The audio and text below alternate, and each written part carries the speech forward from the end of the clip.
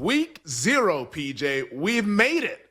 The summer months, the dog days of summer are behind us. Now, of course, week 0, a truncated slate. Only got 5 games. But damn it, it's 5 more than we had last Saturday for college football. And it all begins across the pond in Dublin, Ireland, where Farmageddon, a rivalry renewed between Iowa State and Kansas State. Cannot wait to see this matchup. Right now, the consensus number, the Wildcats, 3-point favorites. And I see 3 minus 115 as the consensus. The total up to 51, open 49. We're now up to 51. We talked a little bit about this game on Monday, but for those who missed out on Monday and are now listening now, just like, oh, we're getting close to kickoff, less than 24 hours away. What are they like in the game?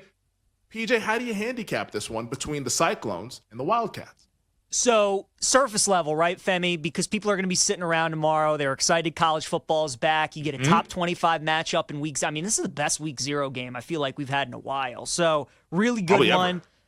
Maybe ever, you're right. Divisional game, 2 teams that know each other well. Matt Campbell's been there 10 years in Ames, and Chris Kleiman's been at K-State for 7, so there's a lot of familiarity. Underdog normally very good in this series. The last 11 times, Femi, that these 2 teams have played, the dog is 8-3 against the spread, and 9 of the last 10 have been decided by 10 points or less, right? So Dogs normally cover, games are usually close. That's why the spread is 3. That's why the total is about 50.5. And with both teams having their quarterbacks return, experienced just rosters, defenses, have some guys returning. A lot of people think it's going to be a close matchup.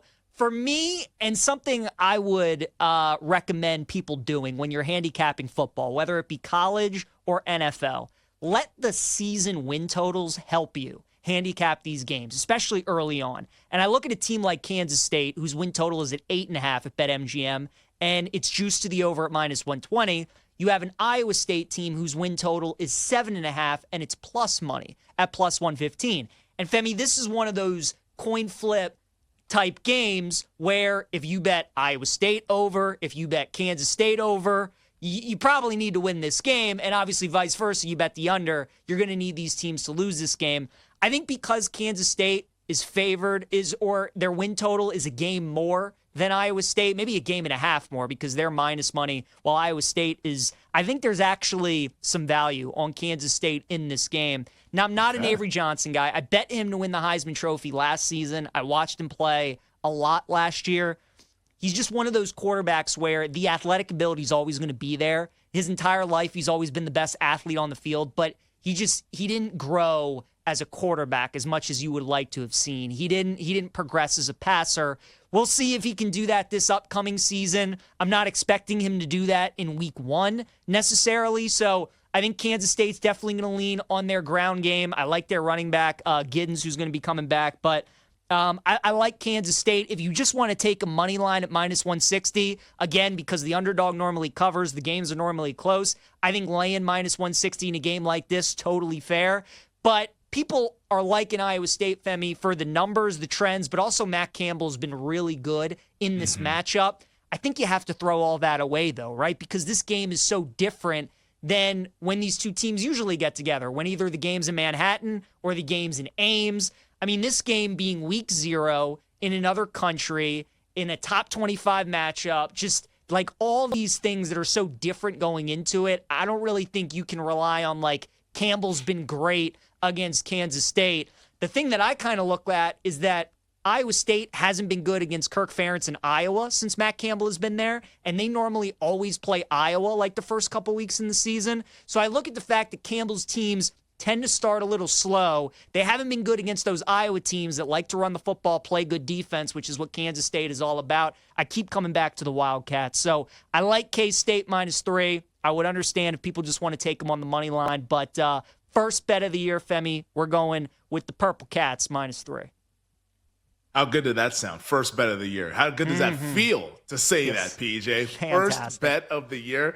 Absolutely love it. So you mentioned Iowa State, Matt Campbell, typically, like, that's the side you would like to back as an underdog, but not in this particular setup. It's kind of interesting. Like, we were almost gone through like a Matt Campbell like revival, like a Matt Campbell renaissance here, just because we all remember what was like 5-6 years ago, maybe even 7 years ago, when he was talked about as like a hot NFL coaching candidate. I mean, the New York Jets were ready to hire Matt Campbell straight from Iowa State. Like, there was a lot of buzz around him being an NFL head coach, passed up on those jobs.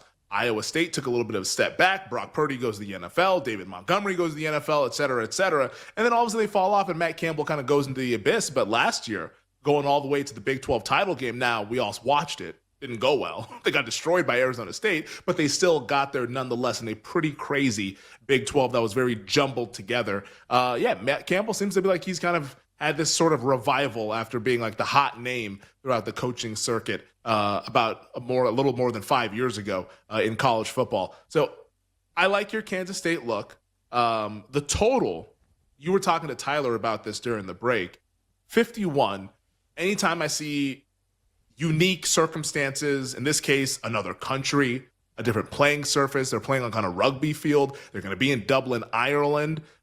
Their body clock, let's see if it's adjusted. I'm not sure when those guys, you know when those guys got out there? I'm assuming it was like early this week or maybe even last week, but I'm guessing they're acclimated to being over in Ireland as opposed to like having like jet lag or whatever.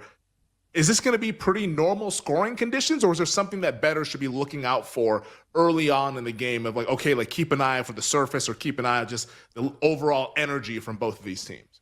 So, yeah, they're playing in the same arena where Florida State and Georgia Tech played last year. Femi, if you remember that game, it opened up. Both teams, their initial drives went right down the field and scored touchdowns, right? And then both defenses kind of settled in. It was much more of a lower scoring game the rest of the way. Easily went under the total last year.